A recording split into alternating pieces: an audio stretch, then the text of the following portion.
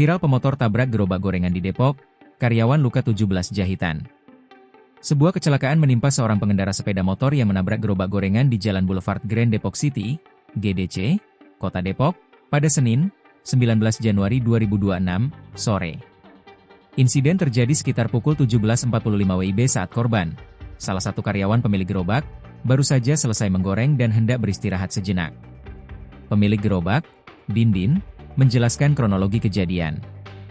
Dia habis goreng-gorengan mau istirahat, tahu-taunya baru mau duduk ada kejadian, motor menabrak, itu langsung dia nggak sadar, kata Dindin saat ditemui di lokasi, Selasa, 20 Januari 2026.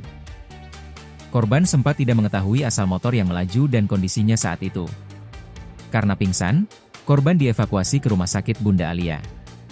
Ia mengalami luka robek di paha kanan dekat lutut.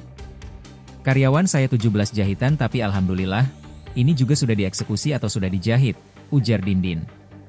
Selain itu, sang pemotor juga mengalami luka cukup serius, antara lain di lengan tangan kanan, lutut, dan punggung kaki. Meski demikian, persoalan kecelakaan telah diselesaikan secara kekeluargaan.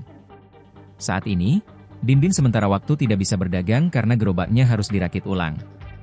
Insya Allah dia, pemotor, mau bantu sedikit-sedikit, biaya ganti rugi, meskipun nggak full tapi dia sudah ada iktikat baik, jelasnya. Dindin menambahkan, kerugian akibat gerobak yang rusak diperkirakan mencapai sekitar 5,5 juta rupiah.